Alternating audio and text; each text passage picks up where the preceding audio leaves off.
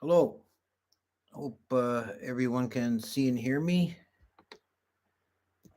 The video looks a little washed out. You just try. No, I think that's worse. Okay, we'll just go with this.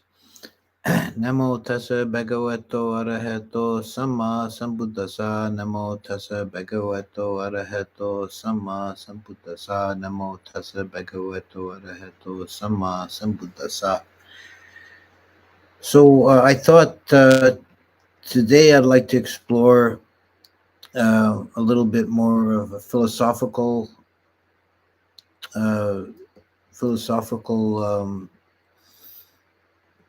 the angle on things, and talk about the Buddhist conceptions of space and time.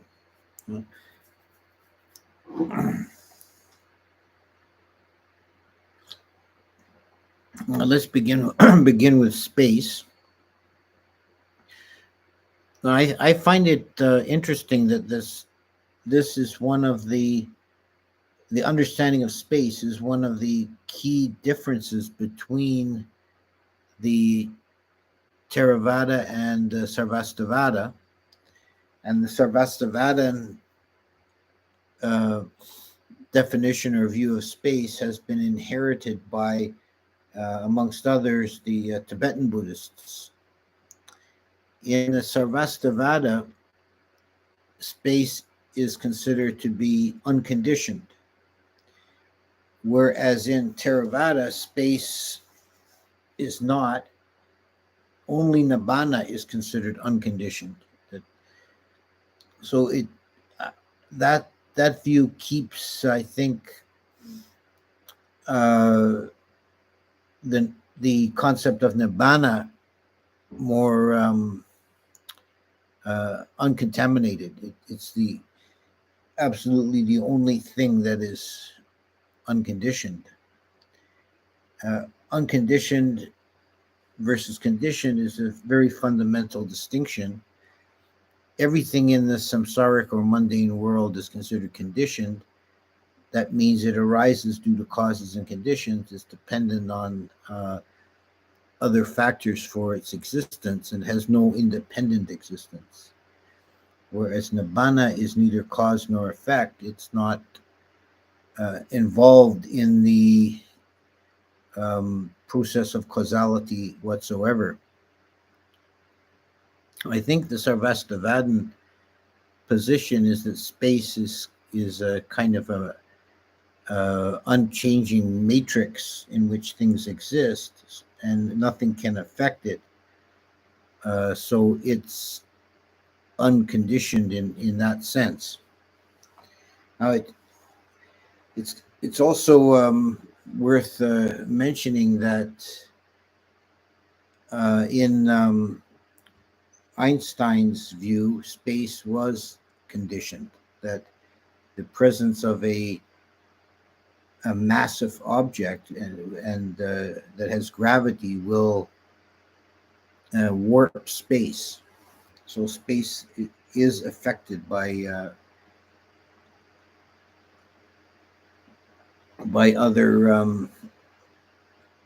other material objects.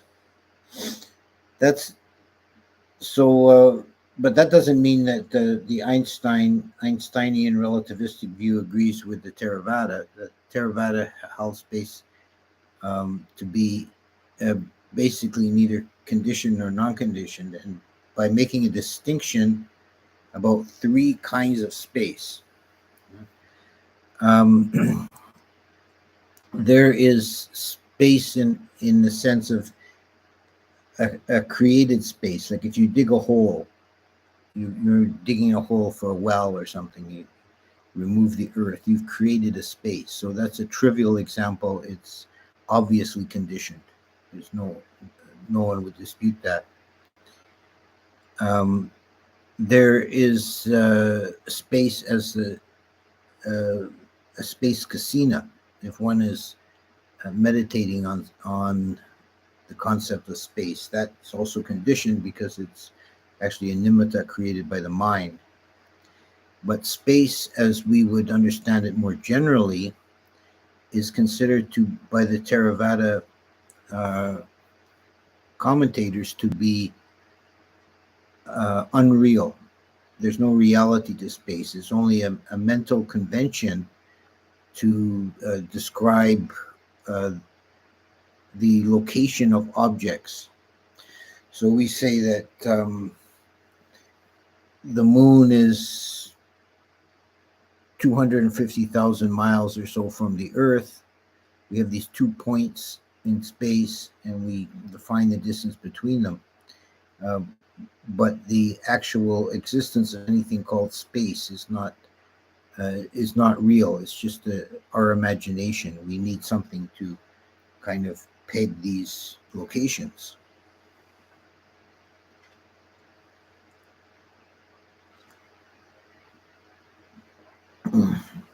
So there is the meditation of the formless abidings. The first one is the meditation on boundless space. And that's considered a formless. And there are beings that are reborn with mind only, without bodies. That are the first of the 4 formless existences is boundless space. So these space in this context is like the Kasina space. It's a mental construct or adjunct. It's something within the mind.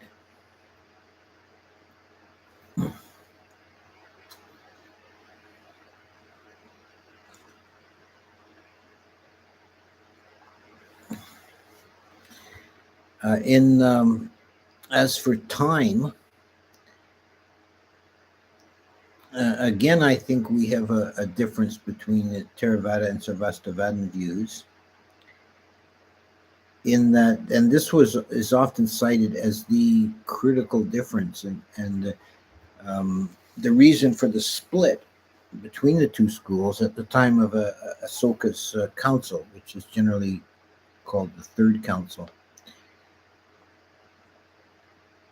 The precursors of the Theravada were called the Vibhajavadins, which means the school of discrimination or the school of analysis, because they could their philosophy discriminated or particularized the 3 times, past, present, and future. That only the present has a real existence, that the past has utterly ceased to exist, and the future is not yet in existence. So only the present moment has a real existence. Whereas in the Sarvastivadin view, and their name means that, it means all exists. They held that past, present, and future all exist simultaneously. That it's only our perception, our consciousness, that perceives one moment at a time in a linear fashion. There's actually no reality to past, present, and future. And this view would actually agree with some of the way time is spoken about by modern physical scientists. That time is really not, in essence, different from a fourth. It's like a fourth spatial dimension. So you can plot the whirl line of a particle along a 4-dimensional grid, and the equations work out the same forward and backward in time, but there's no actual reality to the movement of time.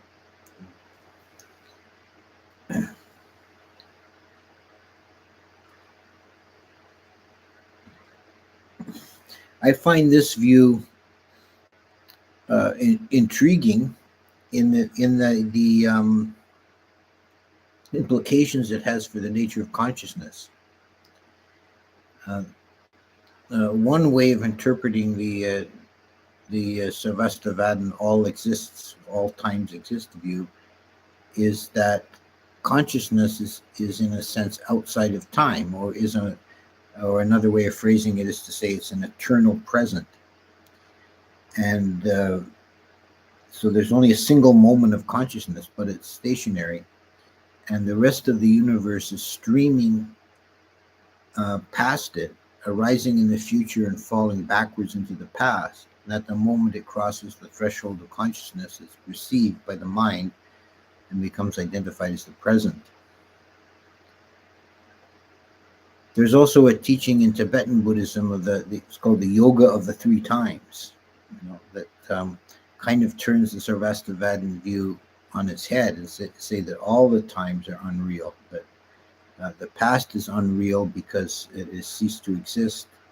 The future is unreal because it has not yet become manifest. And the present is unreal because it cannot be fixed. As soon as you look at present moment, it's already in the past.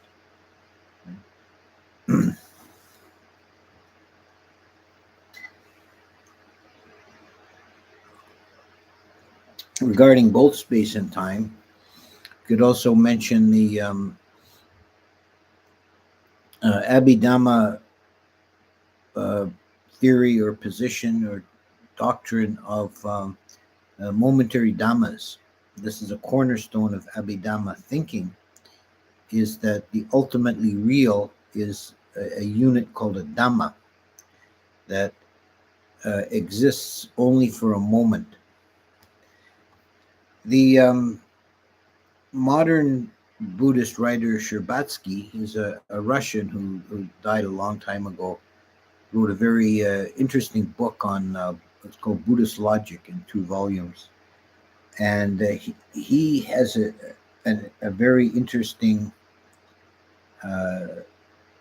translation or take for a Dhamma. He calls them a point instant, point hyphen instant.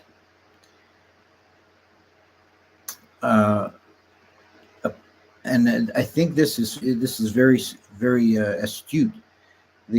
A point mathematically is a location without any extension. So it's like a zero length and breadth, but it has a location. You can put it on an XY graph, and this point. And an instant is the equivalent in time. It's a moment in time that has a temporal location, or it exists at some point in time, but it has no duration. It is zero duration. So by this interpretation, a Dhamma is a momentary point that exists for an instant. And this was actually a source of some debate in the literature, in the commentarial literature, of whether a Dhamma can be said to have any extension in time or not. Everyone agreed it would be very brief, but there was a school of thought that said it has no extension in time. It's only a mathematical instant. So if we interpret it that way, it's a very strong example of emptiness, of sunyata. That if things only exist, if the ultimate reality only exists as points and instants without any extension or duration, then that means they're ultimately empty.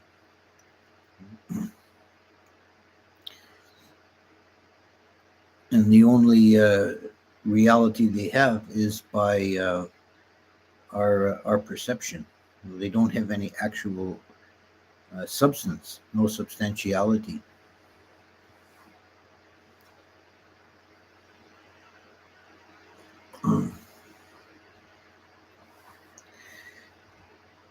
On a somewhat less abstract level, but a larger kind of macrocosmic level,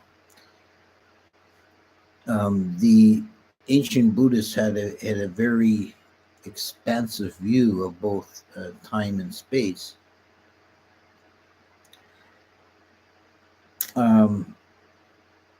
which is much closer to our modern view than pre-modern European view. I've done a comparison of these three kind of views of the universe: the ancient Indian or Buddhist view, the medieval, pre-modern European view of Ptolemy, and the modern scientific cosmology. And the odd one out is really the medieval European one. From the time of ancient Greece and then right through the into the medieval period, the world was conceived as being, or the universe was conceived as having the Earth at the center and being the most important location, and the stars and planets existed in spheres above the Earth.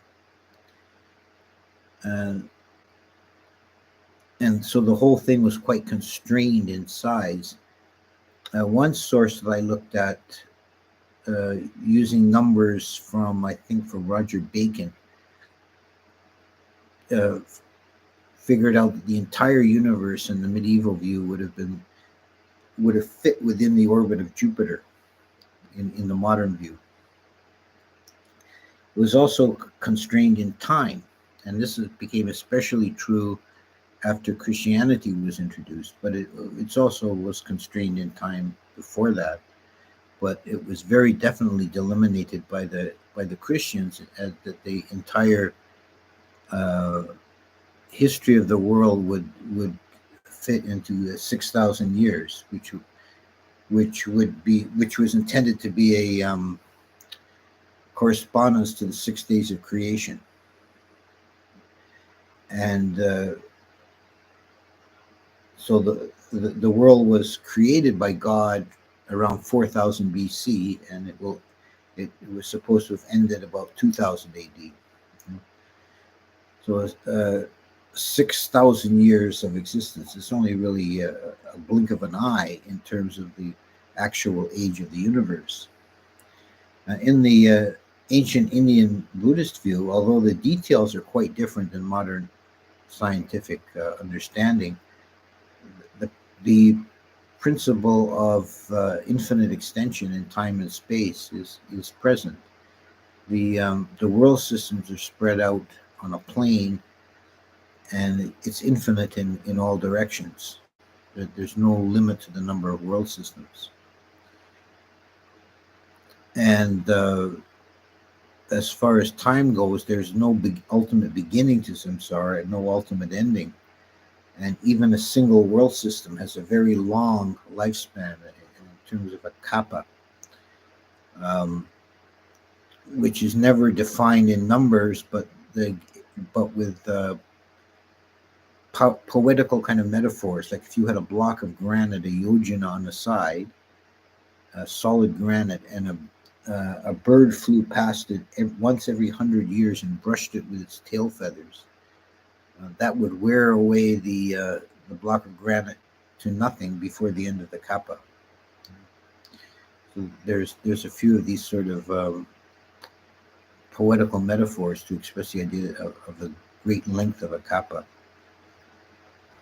So part of this, I think, was a common Indian view of this, the cyclical nature of time and history. Whereas in the West, and I would include probably Persia and everything west of that, there was an eschatological view that the world was created at a certain moment in time, and that will go through a history of change and development, and then come to an apocalyptic end. So it's a complete story, and it has a direction and a purpose. Whereas in India, the idea was that time and history are cyclical. Things just keep repeating endlessly, and not without any real end goal. No really beginning point and no end goal.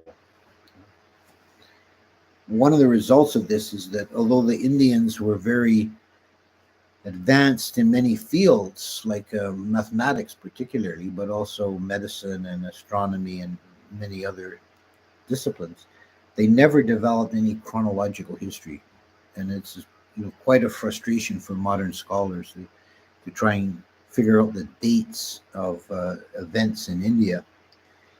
Nobody's, for example, a very powerful example. Nobody is really sure that the dates of the Buddha. There's all kinds of different suggestions, but nobody's really sure of his birth and death dates. The first event that we can date securely in Indian history was the invasion of Alexander, and we have that from Greek sources. So in India, time was seen as an endless recycling, an endless turning around, so that historical events, didn't really matter. They weren't part of a overarching story that will come to some kind of a ending. It was just kingdoms rising and falling, but in the big picture, it doesn't matter.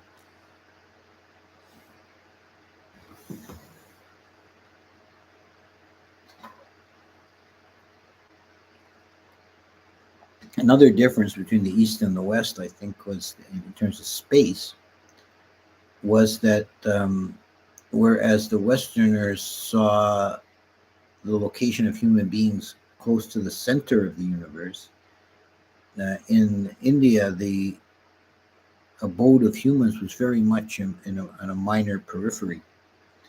And this is also not the same as, but parallel to the modern scientific view that we're inhabitants of a planet circling a minor sun at the edge of a mediocre galaxy. In the Buddhist cosmological view, we are living on the island of Jambudipa, which is out in the middle of the ocean, far away from the center of things, which is Mount Sinaru. So we're very much on a peripheral position in the world system as a whole. And even within the world system, the spaces are really quite vast. That it's conceived as very extensive in all directions.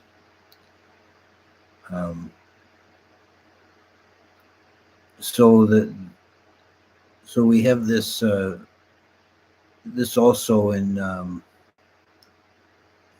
in the comparison between India and Greece and Europe, in that the Indians had a very open, expansive view of both time and space, whereas the Europeans wanted to confine everything and define it and put limits on it.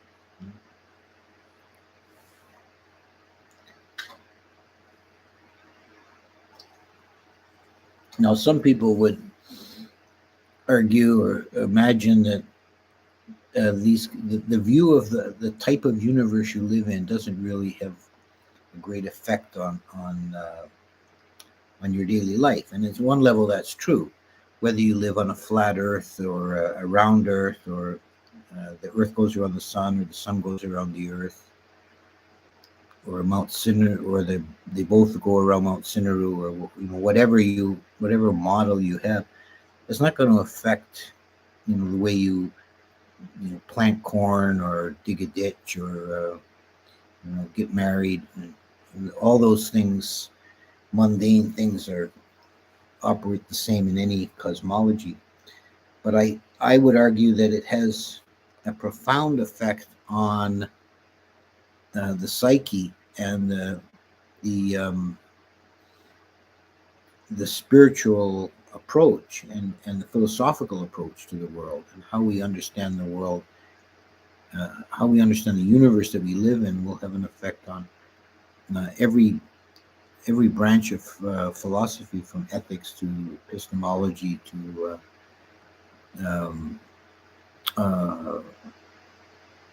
ontology, metaphysics. Everything will depend on the starting point of what kind of a universe do we actually live in. So we've seen in the Western world a continual series of revolutions in our understanding of the universe, beginning with um, 17th century, the fall of the geocentric world for a heliocentric model, and then discovery of that we're only one galaxy amongst many. That only dates really the 1930s. So we have come to find ourselves uh, in an open, expansive universe that is closer in spirit and essence to the Indian view. We've quite turned around that in the West.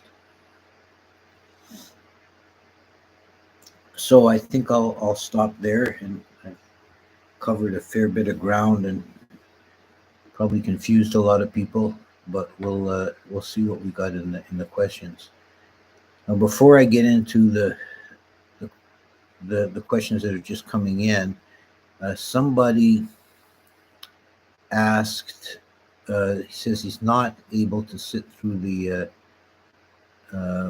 video at this time, but he says, I hope you can answer this question. Can someone give dana and get results in this very life? For example, to get well from a chronic illness or to have longevity by giving dana? It could be possible. Karma can reach fruition in this life or in future lives. We can't control that exactly. We can make an intention that will influence the unfolding of the karma, but it's no guarantee. But the karma is never lost. If it's not experienced in this life, it'll be experienced in the subsequent life.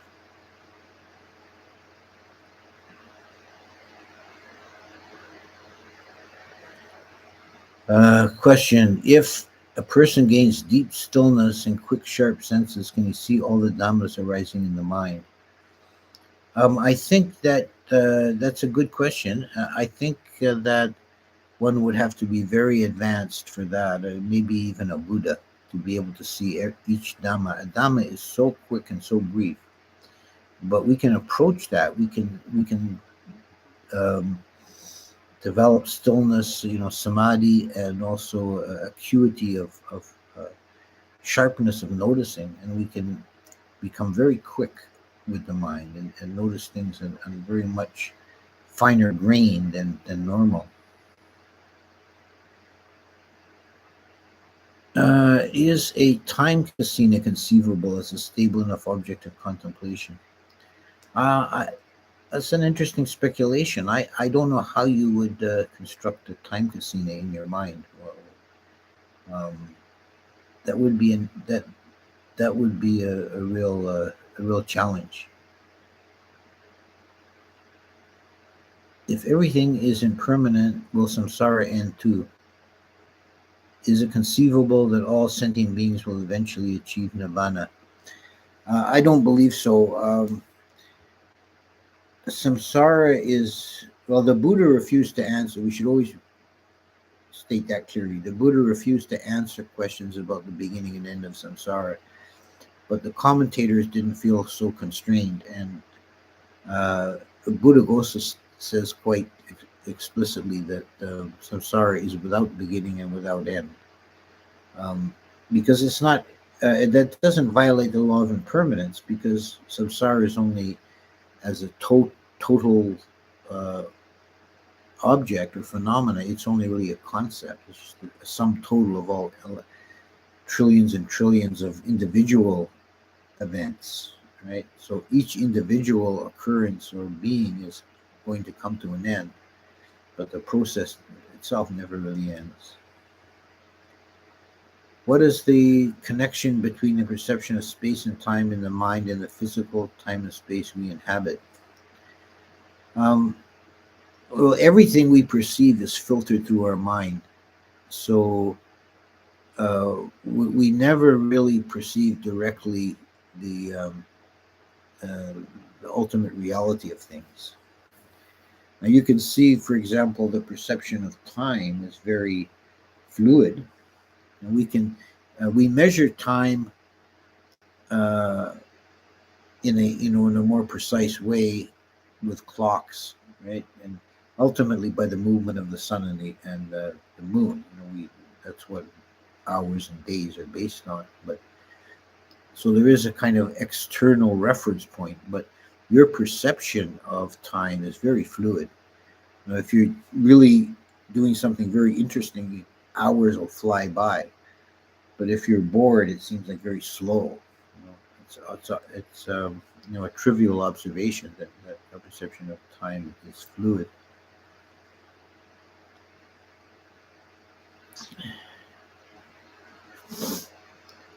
Doesn't consciousness being outside of time, as Sarvastivada say, contradict the Buddha saying consciousness only arises due to causes and conditions? Um, yeah, I think that would be a strong argument, for the Theravada position. I'm not sure how the Sarvastivadin would counter that, except perhaps to say that if we define consciousness as an event, an occurrence, it's defined by its objects, and those are constantly changing. And those are dependent on conditions. Okay, next question. My feeling is I have a deep spiritual connection to the universe, especially the Pleiades.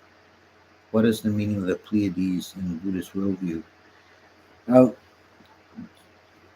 I'm not sure about Mahayana, but in Theravada, there's actually very little mention of star systems in general.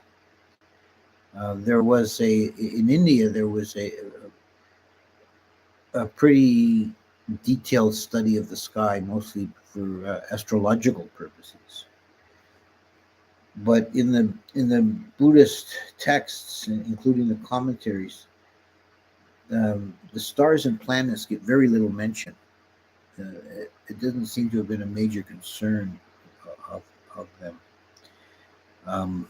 There was no, and I get the feeling that from my study of those texts, that the Buddhists at the time did not relate to the stars as being other systems where people could live. Their view of the multiple world systems had nothing to do with the stars. They were spread out on a plane. And I haven't found actually any description or theory of what the stars and planets might be. I don't think they were really interested in that very much, frankly.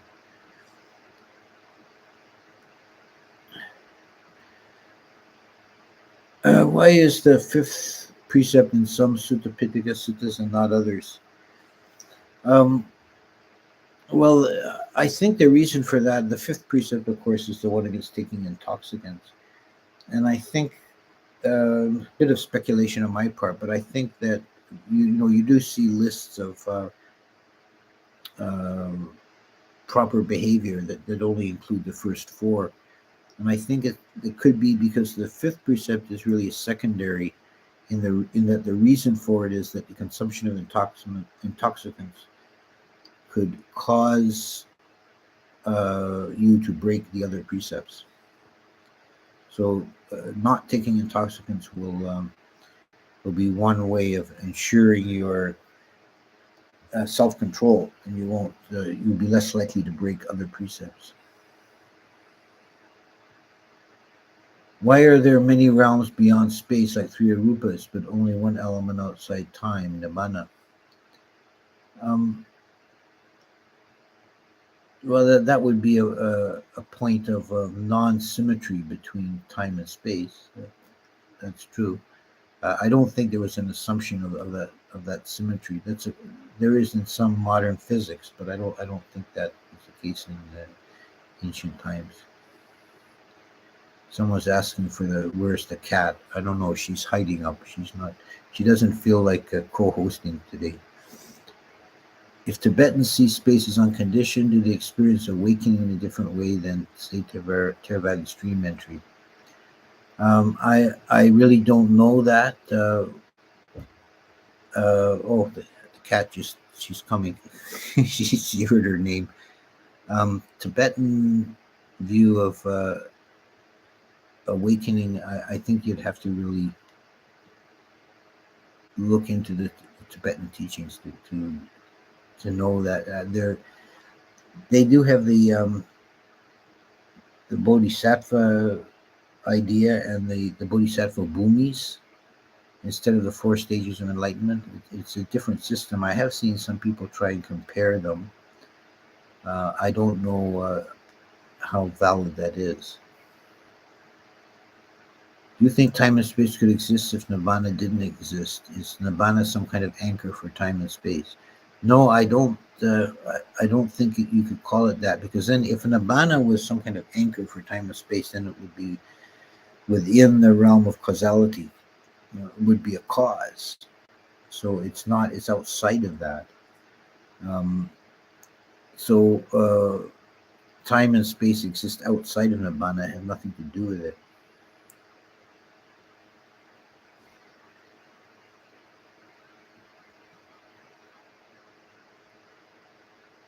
Uh, what is the difference between being born as a wheel-turning monarch and a Brahma god in terms of role in the universe? Aren't the roles the same? No, the roles are quite different. A wheel-turning monarch is a human being, and he wields political power on the earth.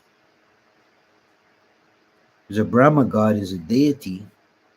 He his power and his knowledge is vast, but he doesn't have that kind of direct influence on affairs, events on the earth. He doesn't have interest in that, really.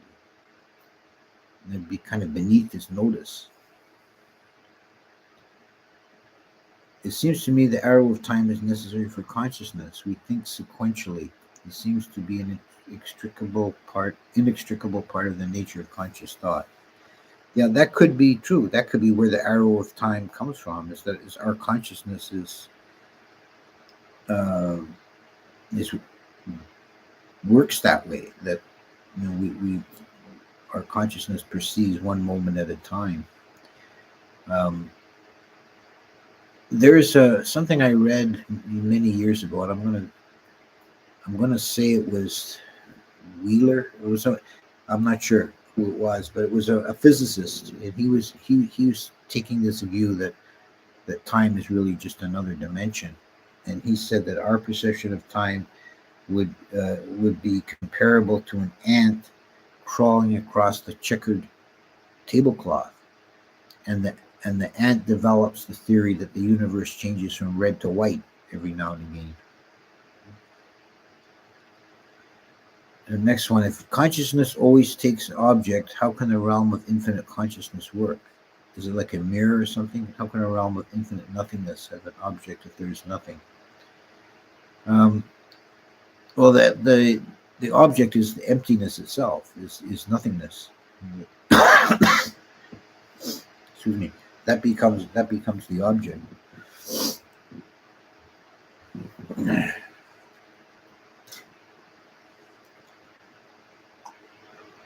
It's hard for us to imagine those. What it'd be like to be those beings. They wouldn't be taking, certainly not taking any objects in the physical world. So any objects that they take would be entirely on the mind objects. Of the six senses, they've only got the one, the mind sense. So any object taken in the arupa realm would be through the mind sense only.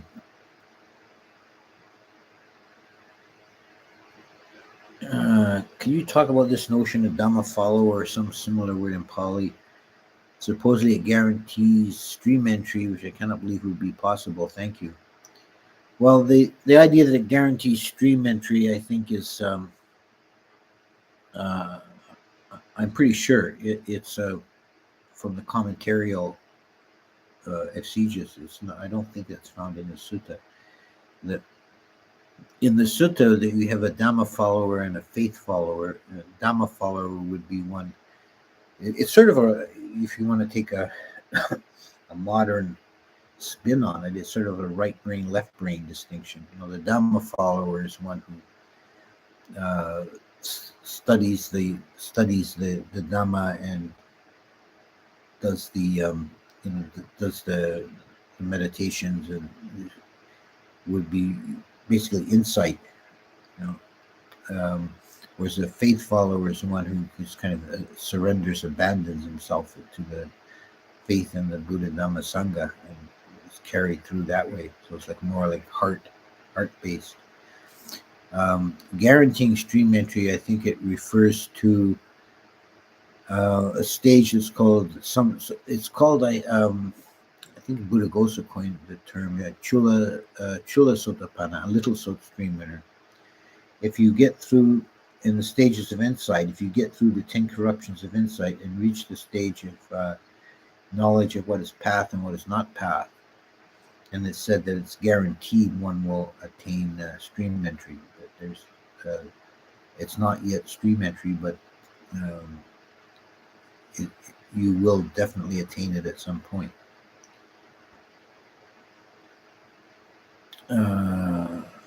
Someone's commenting on my lectures on early Buddhist history. Yeah, good. I enjoyed making those.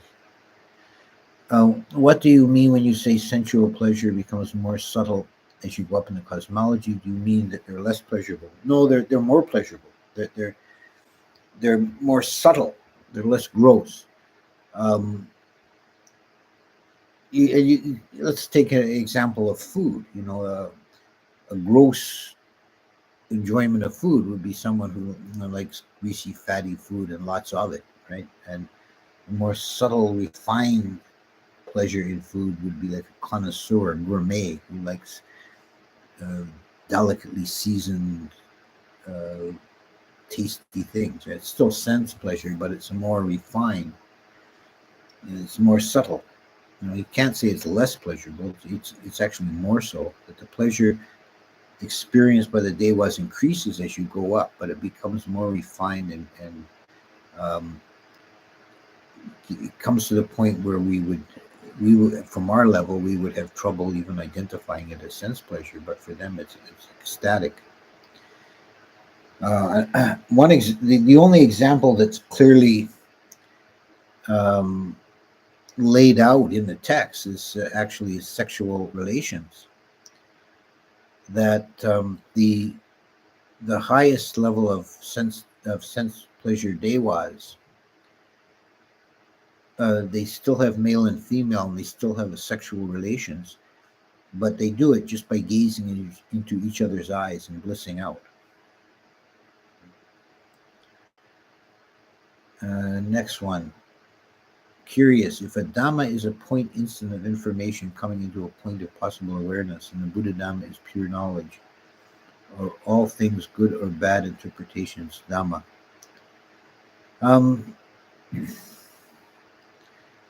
Well, I don't think you can really push a kind of metaphysical relativism onto it like that. There's still correct and incorrect interpretations.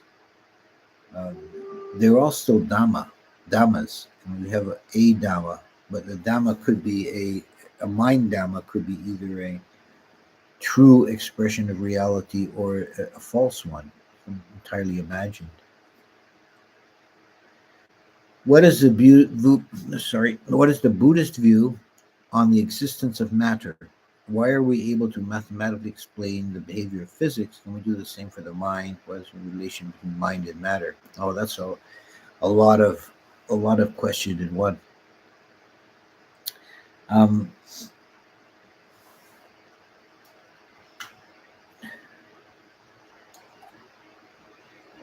Physical matter is a rupa kanda, is defined in the Abhidhamma as being composed of the four elements. And then when you look into what the four elements are, they're not things or substances, they're qualities. So the Buddhist view, or the Abhidhamma view, was that there's no real substantial matter. but there's interaction of different qualities that we perceive and that have the effect of being matter. For example, earth element is extension or taking up of space. So, fire element is energy.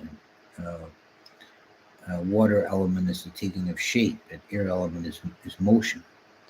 And these things combine in different ways to produce different substances. But there is actually no intrinsic, real, substantial matter. There's just these different qualities and tendencies that interact in different ways, and they interact with our consciousness so that we perceive matter. When we knock our knuckles on a wooden tabletop, that's we're perceiving something solid, but it's just earth element and earth element coming together and having that perception. Mind and matter relationship, it's a very complex issue. They're ultimately separate. They have their own separate laws and functions. And we can see this in the Buddhist system by two things. One is the existence of formless realms where there is no matter, and the other is by the process of rebirth, where there's no physical substrate that continues. But for most purposes, mind and matter in the existence of an embodied being, which is most of the beings in the universe, they're intimately related. They're intricately intertwined, and they affect each other.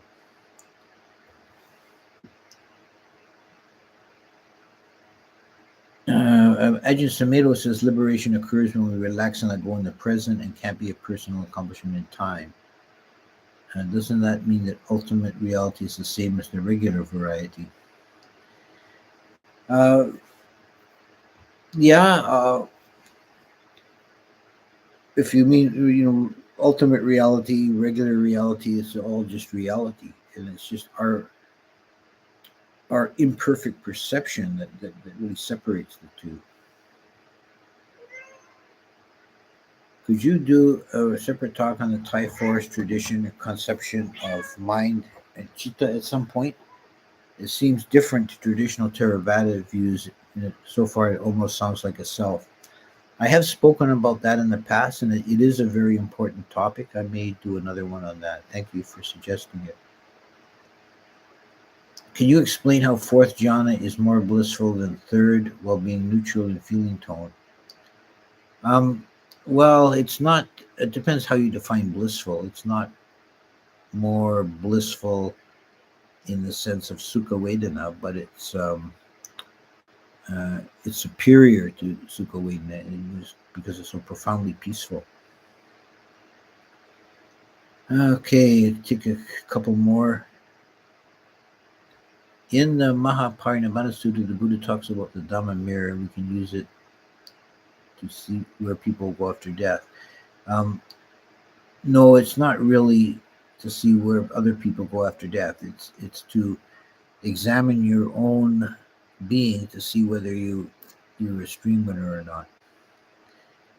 And he gives it as four qualities: is perfect faith in Buddha Dhamma Sangha and flawless morality. Next one. Sorry if it's appropriate, but is suicide similar common to taking the life of another human? Or perhaps less or perhaps more. It's pretty much the same. It's taking a human life is taking a human life. Suicide is definitely not. It's definitely a breach of the precept, a major breach. Taking a human life of any kind. Have you ever read of anyone having a psychic power to be able to live without food and feed on bliss like a Brahma being? I haven't seen exactly that, but there is a tradition in India and in Tibet of people who live off prana. Milarepa was able to live apparently just off of prana. and without taking solid food for long periods of time. And actually, when the Buddha himself, when he was in his extreme fasting and stopped taking food altogether, it said that Devas forced divine food through the pores of the skin. So that could be the same thing, really, when you think about it.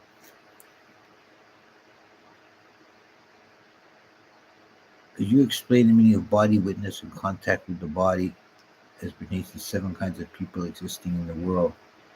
Um, a body witness is someone who, by meditating on the body, gains a profound penetration into the nature of dukkha and attains enlightenment that way.